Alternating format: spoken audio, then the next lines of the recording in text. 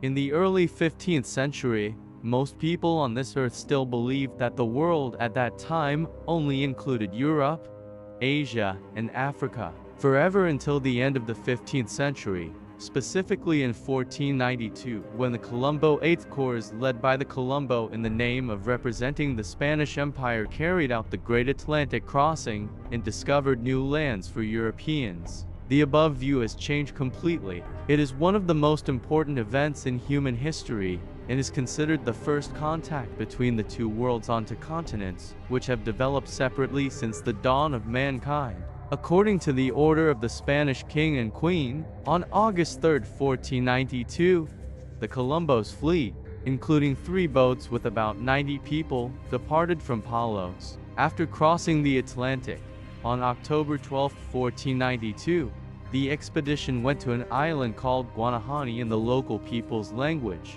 Colombo named the island San Salvador.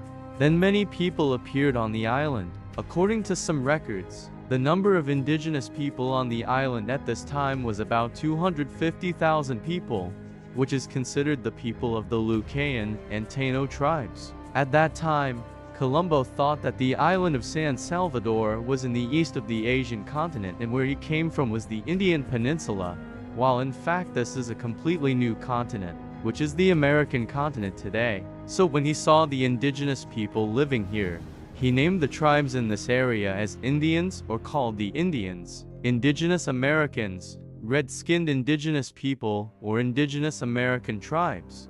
Based on archaeological evidence, scientists point out that humans are believed to have started to appear in America when groups of people were hunting for old stone from the North American island of the North Asian Mammoth Whale through the Purindia-Burindia border bridge, spread out between northern Siberia and western Alaska due to the global water level decreasing during the last Great Depression, about 26,000 years ago. These bodies continued to expand southward, then invaded the entire North and South America about 14,000 years ago. The earliest settled colonies in America are called the Old British or red-haired. Some sources believe that there are at least 15 million red-haired people living in America before Westerners began to migrate to this land. In some areas, indigenous peoples have developed into powerful civilizations, built magnificent architectural structures, established states, kingdoms, and empires with very large organizations. When the first land of America was discovered by the Colombo Observatory, it became a historic event, a major impact on the search and for the new land of most European countries at that time. Evidence is that right after the first exploration of Colombo in 1492, there were a number of other explorations by many European countries. The search for new lands took place along the Caribbean coast on the islands of Hispaniola, Puerto Rico, and Cuba, gradually opening up deeply into the American continent today. Spain gradually controlled part of North America, a large region in Central America and South America. In 1497, the British named John Carbis set foot on the North American coast today, and after a year, that is in 1498, the third voyage also brought Colombo to the South American coast. Meanwhile, France also actively searched for its territory in the North American East or on some islands in the Caribbean and South America. The Russian army also quickly explored and actualized Brazil, a country in South America today. Therefore, almost all of Western Africa at that time was gradually under the control of the Russian army. The control of European countries leads to profound changes in the landscape, population, and food, and lifestyle in these places. Many commentators say that the European white people themselves have brought a mark of death that has lasted centuries for the red-skinned people, when even the actual people from the Bordeaux region also hurriedly pulled to America by cavalry, causing wars, hunger, diseases, and deaths for millions of American indigenous people.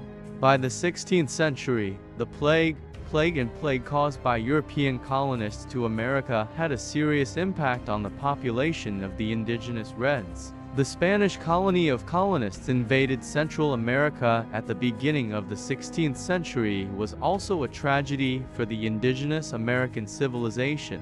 According to the estimates of many historians, within less than a century, 90% of the Reds in Central America, mainly Aztec, were eliminated.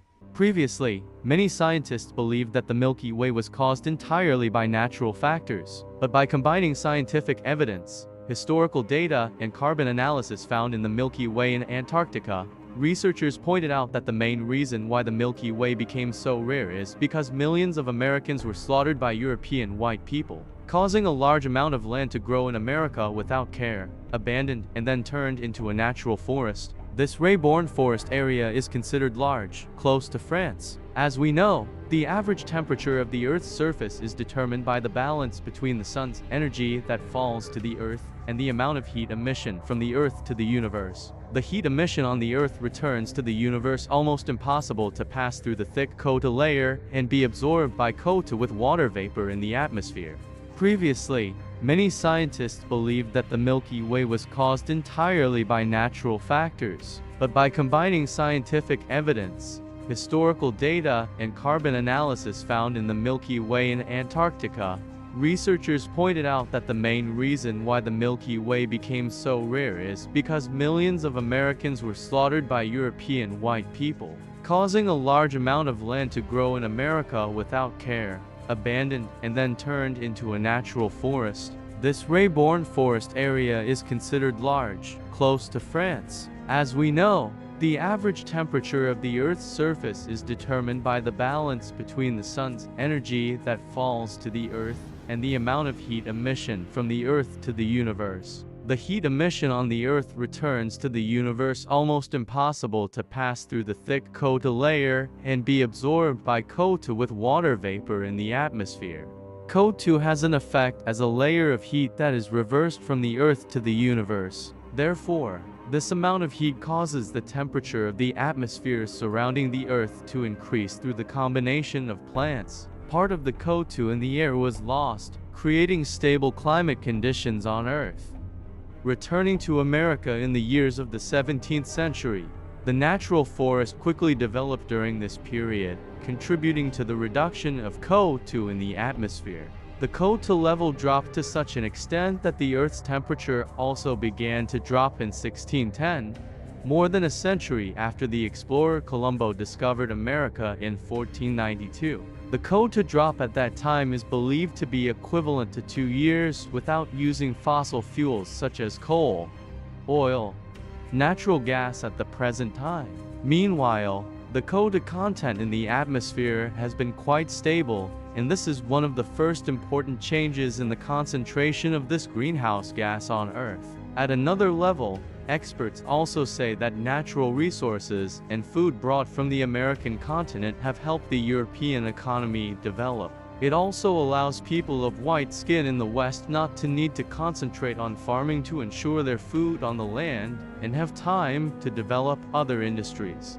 By the end of the 17th century, early 18th century, the sale of white people in the West became more and more prosperous. A large number of ships continuously sailed into America. The rough migration of Europeans to America in general, and to North America in particular during this period began to seriously oppress the living space of the indigenous red people. To have land, Europeans also began to extort and even kill the red people. Indigenous people gradually had no place to live, and most of them were pushed deep into the wild. In addition to direct assassination on North American land, these white people also pursued two policies.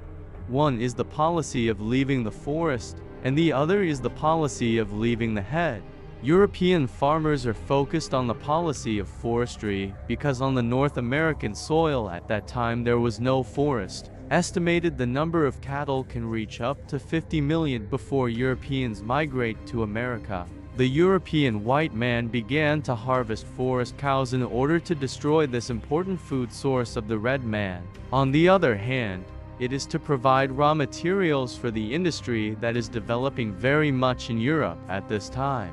Immediately after its establishment, the US government immediately joined a series of armed conflicts with European governments and citizens to counter the Northern Red Cross, which lasted until 1924. In the 19th century, European governments continued to participate in territorial disputes between the Red Cross, using the situation to occupy the land, to strengthen their strength, while losing the unity and reducing the power of these forces. According to some statistics, by the 19th century, more than 50 million people had left Europe to come to America. The number of red-haired people also continued to decline seriously in the 19th century for many reasons, but mainly for two main reasons. One, because of the infectious diseases brought by European investigators and merchants continued to spread throughout America. European military campaigns have increased the damage to the lives of red-haired people when they continued to expose many murders against indigenous peoples and forced red-haired people to become slaves. Not only did Europeans push for repression, but the United States also strengthened territorial prosperity by occupying the land of the Reds since 1810. The US government also passed a law that eliminated the Reds by 1830. Banishing all Reds living in the eastern side of the Mississippi River. This law is considered an example of systemic genocide because it applies discrimination against a group of races and advances to exterminate a large number of this race. Thousands of the largest Reds in the east of the Mississippi River died from diseases, hunger and starvation in the US invasion of the West in the 19th century. Smaller Red tribes in northern Ohio were also severely damaged by this invasion. In the landfills of the North American Red Cross, the Americans carried out hundreds of bloodshed, especially from 1813 to 1871.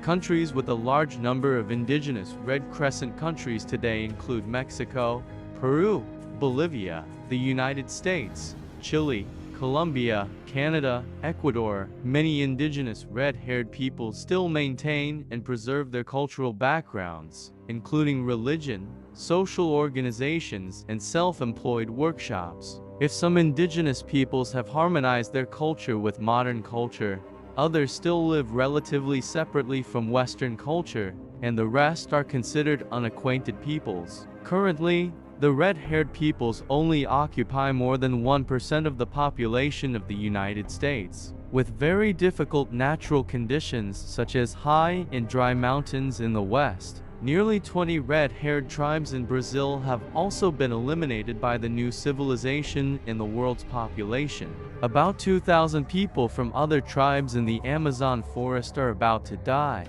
If you find this video useful, please share it and give it a like. On the screen are some other